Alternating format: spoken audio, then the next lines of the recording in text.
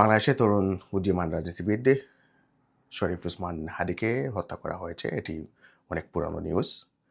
আমি আজকের ভিডিওতে একটু অ্যানালাইসিস করতে চাই আমার দৃষ্টিকোণ থেকে এই হত্যাকাণ্ডের পেছনে কারা জড়িত থাকতে পারে। আমার প্রাথমিক অ্যানালাইসিসে মনে হয়েছে এখানে ২ টি পার্টি জড়িত থাকতে পারে। অন্যতম একটি পার্টি হচ্ছে বাংলাদেশ ন্যাশনাল পার্টি বিএনপি। বর্তমানে যারা স্বপ্ন দেখছে আগামী নির্বাচনে জয়লাভ করে ওরা বাংলাদেশের ক্ষমতায় আসবে এবং পরবর্তী ৩-৪ টার্মস ওরা এটলিস্ট বাংলাদেশের রাষ্ট্র পরিচালনা করবে। এবং আরেকটি পার্টি থাকতে পারে সেটা হচ্ছে ভারতীয় আ প্রোপাগান্ডা বাস্তবায়নকারী যে পার্টি বাংলাদেশে রয়েছে, অর্থাৎ সোজা অর্থে বলা যায় যে ভারতের আ র। এই দুটি আ পার্টিকে দায়বদ্ধ করার পেছনে বেশ কয়েকটি যৌক্তিক কারণ রয়েছে। প্রথমত বিএনপির কথা বলি। বিএনপি যে আসনে ওসমান হাদি নির্বাচন লড়তেছিলেন, ওইখানে বিএনপির প্রার্থী ছিলেন মির্জা আব্বাস। এবং মির্জা আব্বাস এর হিস্ট্রি অন্য একটি ভিডিওতে আলোচনা করা যেতে পারে। আওয়ামী লীগের সময় বাংলাদেশে বিএনপির হয়ে সারভাইভড করা কয়েকজন নেতার মধ্যে উনি একজন। এর মধ্যে মির্জা ফখরুলও অন্তর্ভুক্ত এবং মির্জা আব্বাসও অন্তর্ভুক্ত। এটা কথিত আছে যে মির্জা আব্বাসের অনেকটা কানেকশন ছিল আওয়ামী লীগের হাইকমান্ডে এবং বিশেষ করে আওয়ামী লীগের সাথে। সে কারণে উনি কোনোভাবে ম্যানেজ করে ওই সময়টায় চলতে পেরেছেন এবং উনার ক্যাম্প বেশ টাকা-পয়সা বানিয়েছে শেখ হাসিনার আমলে। তো মির্জা আব্বাসের ওই আসনে উসমান হাদি বেশ জনপ্রিয়তা পেয়ে গিয়েছিলেন এবং অনেকটা মনে করা হচ্ছিল যে এই নির্বাচনে উনি জয়লাভ করে নিতে পারেন। উনার যে গ্রাউন্ড লেভেলে উনার কর্মকাণ্ড এবং উনি যে অনেস্ট সেটা প্রকাশ করতে পেরেছিলেন এবং সাধারণ মানুষের কাছে বেশ জনপ্রিয়তা পেয়েছিলেন। এবং রাজনৈতিক প্রতিদ্বন্দ্বিতায় যেগুলো হয় বাংলাদেশে আমরা সচরাচর দেখে থাকি এক পার্টি আরেক পার্টি এগেইনস্টে প্রভাব বিস্তার করার যে বিষয়টা সেটাও পুরোদমে চলছিল উসমান হাদির ক্যাম্প থেকে। মির্জা আব্বাস একটি সময় উনার নির্বাচনে ক্যাম্প করতেছিলেন ওই আসনে এবং সেখানে উসমান হাদির সমর্থক গোষ্ঠী উনাকে অনেকটা হেয় প্রতিপন্ন করে। এটা শান্তিপূর্ণ উপায়ে। সেখানে কোনো ভায়োলেন্স হয়নি কিন্তু সেটা মির্জা আব্বাস ভালোভাবে নিতে পারেননি। তার এগেইনস্টে উনি মিডিয়াতে বিভিন্ন স্টেটমেন্ট দিয়েছেন এবং সেখান থেকে পরিষ্কার বোঝা যায় যে মির্জা আব্বাসের উসমান হাদির সাথে একটি দ্বন্দ্ব সৃষ্টি হয়েছিল এবং উনি চাচ্ছিলেন যাতে আ যেভাবেই হোক উসমান হাদিকে থামানো যায়। আরেকটি বিষয় আমার সামনে এসেছে যে উসমান হাদির এগেইনস্টে আমি একটু এনালাইসিস করে দেখলাম যারা সোশ্যাল মিডিয়াতে এবং প্রিন্ট বা ইলেকট্রনিক মিডিয়াতে সরব ছিল তারা বড় একটি অংশ হচ্ছে বর্তমান বাংলাদেশ যে ন্যাশনাল পার্টি বিএনপি রয়েছে তার সাথে জড়িত। এখানে বেশ কয়েকজন কথিত বুদ্ধিজীবী উসমান হাদির এগেইনস্টে অনেক আ ন্যারেটিভ তৈরি করার চেষ্টা করেছিল। সেটা নতুন এবং পুরাতন অনেক সোশ্যাল মিডিয়া অ্যাক্টিভিস্ট যারা বিএনপির পক্ষে কাজ করতেছেন বর্তমানে তারাও উসমান হাদির এগেইনস্টে অনেক ন্যারেটিভ তৈরি করার চেষ্টা করেছিল। সেটা ভিডিওগুলো এখনো বিদ্যমান রয়েছে কিন্তু। তো উসমান হাদির এগেইনস্টে একটি ক্যাম্প সোশ্যাল মিডিয়াতে এবং আ মাঠে সরাসরি কাজ করতেছিল। এবং এই হত্যাকাণ্ডে যে তাদের সম্পৃক্ততার খুঁজে পাবে বা খুঁজতে যাওয়া হবে সেটা খুবই স্বাভাবিক একটি বিষয় এবং আমি মনে করি বিএনপি দলীয়ভাবে এবং বিএনপির যে সমস্ত নেতা ওই আসনে আ মাঠে রয়েছেন তাদের কোনো লিঙ্ক থাকতে পারে এই উসমান হাদির হত্যাকাণ্ডের পেছনে। ভারতের কারণটা এজন্য আমি বললাম ভারত বাংলাদেশে সবসময় আধিপত্য বিস্তার করতে চায় সেটা স্বাভাবিক আমরা সবাই জানি। ভারতের ক্ষেত্রে সেটা স্বাভাবিক কিন্তু বাংলাদেশের ক্ষেত্রে স্বাভাবিক নয়। তো ভারত এতদিন পর্যন্ত যা করে আসছিল বাংলাদেশের যে ১ম সারির যে সমস্ত রাজনীতিবিদরা ওদেরকে ওদের হয়ে কাজ করার প্রস্তাব দিয়েছিল এবং অনেকে রাজি হয়েছে, অনেককে ব্ল্যাকমেইল করেছে, অনেককে বাধ্য করেছে তাদের প্রোপাগান্ডা বাস্তবায়ন করার জন্য।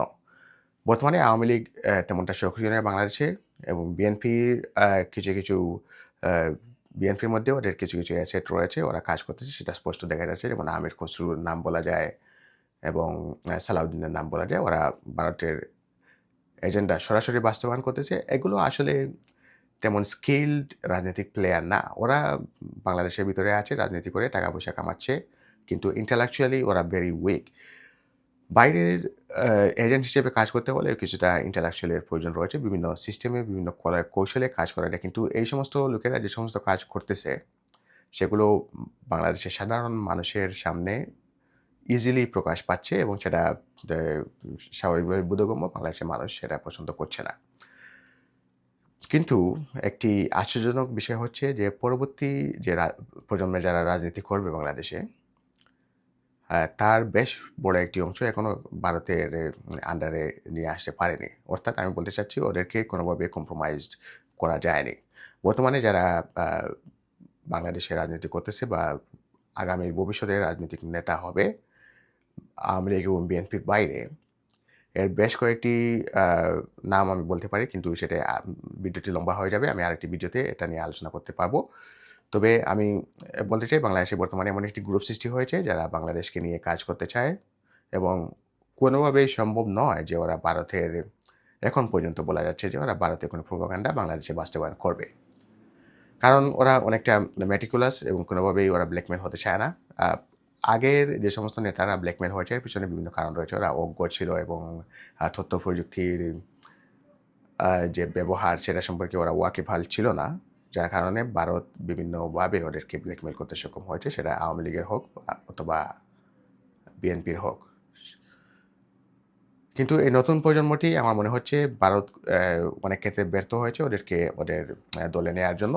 কাজেই আমার মনে হয় ওরা একটি আ ক্যাম্পেইন চালু করতে পারে বর্তমানে যে সমস্ত আ ভারতের অভ্যন্তরীণ রাজনীতির জন্য বাংলাদেশের ভিতরে থ্রেট মনে হতে পারে, ওদেরকে এলিমিনেট করার কোনো প্ল্যান নেয়া হতে পারে। এটা যদি হয় তাহলে সে ভেরি আনফরচুনেট বাংলাদেশের মানুষের জন্য। কারণ বাংলাদেশের বর্তমান রাজনৈতিক পরিস্থিতি অথবা আর্থসামাজিক অবস্থা এবং অথবা নিরাপত্তাজনিত অবস্থার কারণে খুবই ইজিলি এই সমস্ত টার্গেটগুলোকে এলিমিনেট করা সম্ভব হবে ভারতের পক্ষে। কিন্তু বাংলাদেশের সাধারণ মানুষকে একটি ধন্যবাদ দিতে চাই। কারণ বাংলাদেশের মানুষের যে রিঅ্যাকশনটা হয়েছে ওসমান হাদির উপর হামলা হওয়ার পরে, সেটি আনবিলিভেবল এবং সেটা থেকে আমার মনে হয় বহির্বিশ্বর বা বহিঃশত্রু এই সমস্ত কার্যক্রম যদি বাস্তবায়ন করতে চায় তাহলে তারা ভালোই শিক্ষা নিতে পারবে। এর কারণ হচ্ছে বাংলাদেশের মানুষ উসমান হাদির প্রতি যে ভালোবাসা দেখিয়েছে, তার রিঅ্যাকশন বাংলাদেশের মানুষ যেভাবে প্রকাশ করেছে সেটা অভূতপূর্ব। উসমান হাদির শহীদ হওয়ার খবর প্রচারিত হওয়ার পর বাংলাদেশে অনেক তাণ্ডব চলেছে।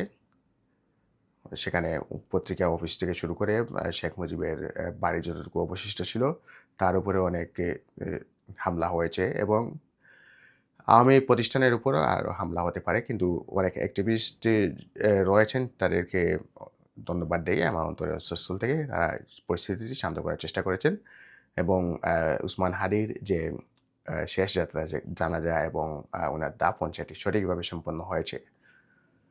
কিন্তু বাংলাদেশের মানুষের রিঅ্যাকশন খুবই পরিষ্কার যে এরকম কাজ যদি আবারও চালানো করার চেষ্টা করা হয় তাহলে পরিস্থিতি কিন্তু অনেকটা ঘোলাটে হতে পারে। প্রতিটি দেশেরই গোয়েন্দা সংস্থা টপ সিক্রেট কিছু মিশন কার্যক্রম করে থাকে। আমেরিকার কথা বলা যায় অথবা ভারত অথবা রাশিয়া অথবা ইংল্যান্ড, এই সমস্ত দেশ বহির্বিশ্বে যদি তাদের কোনো শত্রু তৈরি হচ্ছে মনে করে তারা ওদেরকে এলিমিনেট করার চেষ্টা করে ওদের খুফিয়া এজেন্সির মাধ্যমে। বিশেষ করে ইসরায়েলও সেটা করে থাকে। তো ভারতও সেটা করার ইতিহাস রয়েছে। ভারত কানাডার ভেতরে তাদের নিজের দেশের মানুষ দিয়ে নিজের দেশের এগেইনস্টে থ্রেট মনে হচ্ছিল এমন কাউকে ওদেরকে এলিমিনেট করেছে। সেটা কানাডা পার্লামেন্টেও আলোচনা হয়েছে এই বিষয়ে। ইউএসএর ভেতরেও একজনকে ওরা টার্গেট করেছিল, সেটা ইউএসএর খুফিয়া এজেন্সি সেটা ধরতে সক্ষম হয়েছিল এবং সেটা নিয়ে অনেকটা স্ক্যান্ডাল হয়েছে। তো কাজেই বাংলাদেশের ভেতরে এই সমস্ত টার্গেট এলিমিনেট করা খুবই সহজ এবং বাংলাদেশকে যেহেতু ভারতের আয়ত্তের ভিতরে রাখতে চায়, সেক্ষেত্রে ভারতের আগামীতে যে সমস্ত থ্রেট বাংলাদেশের সৃষ্টি হতে পারে সেদেরকে এলিমিনেট করার কোনো পদক্ষেপ নেওয়া এটি খুবই স্বাভাবিক আমার কাছে মনে হয়েছে। তবে আমার একটি প্রত্যাশা থাকবে যে সমস্ত অ্যাক্টিভিস্টরা রয়েছেন বাংলাদেশে বর্তমানে, যারা বাংলাদেশের হয়ে কাজ করতে চান এবং কোনোভাবে ভারতের কাছে ব্ল্যাকমেইল নন, তারা তাদের নিরাপত্তার বিষয়টা একটু খতিয়ে দেখতে হবে। নিরাপত্তা আরও জোরদার করতে হবে, কারণ উসমান হাদির উপর যারা গুলি করেছে তারা কিন্তু উসমান হাদির ক্যাম্পে ঢুকে যেতে সক্ষম হয়েছিল এবং ওই সমস্ত লোকেরা কিন্তু জেল থেকে বেরিয়ে এসেছিল বেশ অল্প কয়েকদিন আগে। তাদেরকে জেল থেকে বের করানো হয়েছিল, তাও আবার বিএনপির একজন আইনজীবীর মাধ্যমে। এবং পরবর্তীতে ওদেরকে টাস্ক দেওয়া হয়েছে যে ওকে এলিমিনেট করার এবং ওরা উসমান হাদির ক্যাম্পে বেশ কয়েকদিন ছিল। ওনার আ আচার-আচরণ, ওনার চলাফেরা, ওনার রুটিন ফলো করতেছিল এবং সুযোগ বুঝে ওকে এলিমিনেট করে দিয়েছে। এখানে আমি আরেকটি পার্টির কথা বলতে চাই, বর্তমান সরকার। বিশেষ করে বর্তমান সেনাবাহিনীর যে ডিজিএফআই রয়েছে তাদের কর্মকাণ্ড এই হত্যাকাণ্ডের পরে আমার কাছে অনেকটা প্রশ্নবিদ্ধ মনে হয়েছে।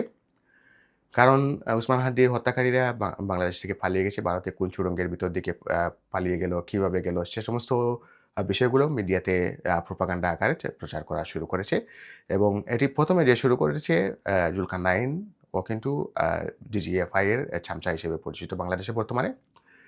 কাজেই আমার এটা বোধগম্য নয় ওরা কেন এই কাজটি করতেছে এবং আমার আরেকটি অ্যাঙ্গেল যেখানে আমার মনে হচ্ছে সেটা বিএনপির ডিজিএফআই এর সাথে মিলে এই কাজটি করতে পারে বলে আমার মনে হয়।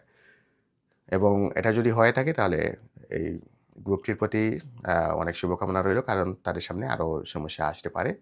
বিএনপি এবং ডিজিএফআই মিলে যদি এরকম কয়েকজনকে যদি এলিমিনেট করতে চায় তাহলে এটা খুবই আনফরচুনেট এবং এই সমস্ত অ্যাক্টিভিস্ট যারা রয়েছেন তাদেরকে অবশ্যই নিজস্ব নিরাপত্তা নিশ্চিত করতে হবে এবং একটু সচেতনভাবে চলতে হবে এবং আশা করি বাংলাদেশ এই পরিস্থিতি থেকে মুক্ত হবে এবং ভবিষ্যতের বাংলাদেশ আরও সুন্দর, আরও উজ্জ্বল এবং সম্ভাবনাময় হবে। মোস্ট ইম্পোর্টেন্টলি ভবিষ্যতের বাংলাদেশ আমি দেখতে পাচ্ছি ইন্ডিয়ার প্রভাবমুক্ত হতে যাচ্ছে। আজকে এ পর্যন্তই। ভবিষ্যতে আরেকটি বিষয় নিয়ে আপনাদের সামনে হাজির হব। সে পর্যন্ত ভালো থাকুন এবং অবশ্যই চ্যানেলটি সাবস্ক্রাইব করে সাথে থাকুন। ধন্যবাদ।